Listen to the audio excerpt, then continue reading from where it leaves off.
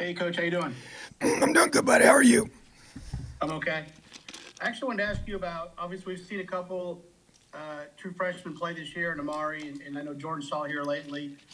Two other guys I know maybe got some time here and there, but just curious, the guys maybe that they're going to redshirt this year, haven't got on the field.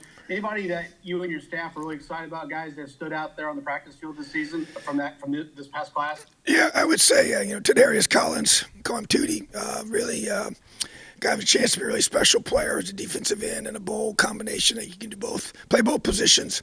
Austin Barrett, offensive tackle, another one that you see every day. I think, Nico as a kicker, even though he's behind Chris right now, and Chris is doing some great things, but Nico's got a really talented leg and just continue to get better and better, and would feel comfortable with him kicking in the game right now as well. And so Derek Bowler, receiver, is another one. He's really flashed to me. I think he's going to be a really, really good football player, and I love his ball skills. And he got here late in the summer, but excited about him. Sam West, Anthony Miller, the two tight ends, two true freshman tight ends, I think have a chance to be really, really good football players. And so, I think there's several in that group, and so I'm excited about them. Samuel and Jack.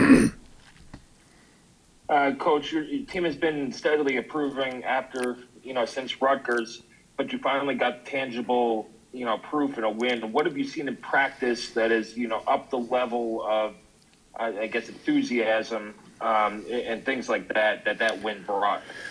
Well, I just think, when you get, reinforced in a positive way from all your hard work, it just adds to the momentum that you have and the energy that you bring every day. I think our guys have done a great job of bringing good energy, even in the midst of not getting results on game day, which is a testament to their character and the leadership of our team. But I just think it's even gotten, amplified this week and increased this week, which you would expect and hope for. Obviously, it's going into week 10, so it's late in the season. Guys are dinged up, and your body gets hit a lot and gets wore down. But you got to mentally get locked in every week. So I just think that the effort's been really good. The focus has been good. The energy has been really good. Coaches, everybody's just elevating. It's at that time of year. We understand what's at stake on game day now, and our backs against the wall, and we got to come out swinging. Jackson Seth.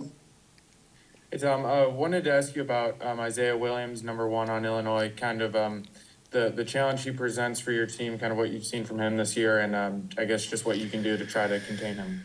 Yeah, he's an elite playmaker, very, very good athlete. Get the ball in his hand as a return guy, very dangerous, on top in the country.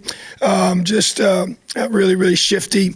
He's improved his ball skills, route running, and just become a more elite receiver, I believe, this year. And he's making plays, each week, especially this past week was impressive and came up big for him. So, yeah, you got to know where he's at all the time, and you got to do a great job, defending him and having good answers for him, because he's a guy that can beat you if you don't have a good plan against him. Seth and Daniel. Maybe more generally, what's like one or two things maybe on each side of the ball that with this matchup against Illinois that you guys are going to have to do to win the game? Well, first of all, offensively, they're really stout in the box. You got some really good physical players. One of the best D linemen in the country, and they got a good scheme, good system that they run well. And so just got a great job executing up front. I mean, that's going to be a big matchup for us, and offensive line is going to play really well. Got to be able to run the football. I mean, that's the bottom line, and I know it's hard against them, but that's what we need to be able to do, and be just execute. We got to be able to not hurt ourselves. So the executional piece is going to be big.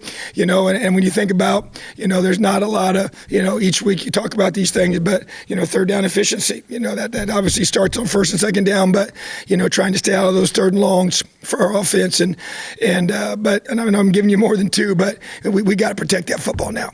And defensively, it's the opposite. We got to create takeaways. That's going to be a major variable in this game, I believe, and stopping the run, for us, and then containing a really, really athletic quarterback. He's hurt a lot of guys, a lot of teams with his legs when he scrambles. There will be some quarterback design runs, but he really, really, keeps drives going by running around and being really hard to get on the ground on third downs or even second downs. But keeping him contained is going to be a big key thing for us. And we got to, We already talked about number one, obviously at the receiver position. They got two other receivers I think are really special. 13 and 14 are just, they make a lot of contested catches. They got strong hands, do a good job running routes. So they're really kind of coming into their own offensively. So a big challenge. And I think special teams is going to play a big role in field position, being able to be clean on special teams, and whoever can make an explosive play and a game-changing play on special teams, I think is going to be able to provide that winning edge for that team. All right, Daniel, last one.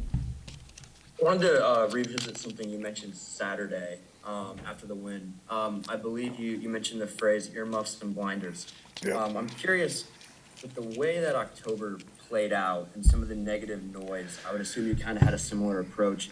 How challenging is it to kind of keep that noise from infiltrating your program? And maybe how did you see your team handle some of that outside noise? Well, it is hard, and because of the access that everybody has now, and with social media and the kids seeing everything that's said, and you try to talk them through that, and how do you, for me, it's, you can't look at it, you can't let it, you don't want, a negative thought to complete itself in your mind, and all that negative noise can, they can complete negative thoughts if you let them, So that's why that phrase is kind of something I've used for a long time, and I just try to remind our guys of that, But it's constant, what you fill your mind with, what you're thinking about, who you're listening to, how you're talking to yourself, but what are you listening to, from the outside in, and so it's a constant challenge. I mean, everybody has to deal with it. Every sport, the stage our guys are on. So it was definitely an issue then. It's an issue now, and whether it's pats on the back from last week or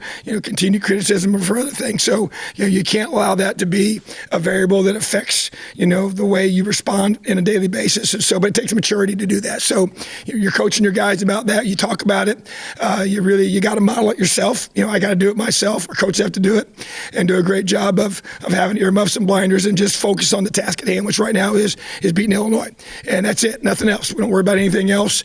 You just be able to handle that, be focused, locked in, and don't allow those negative comments to even be seen. So you do a good job of filtering that stuff out of your vision and in your sight, and be able to do a great job, being focused and locked in on the things that matter most, which is our team and how we think about ourselves.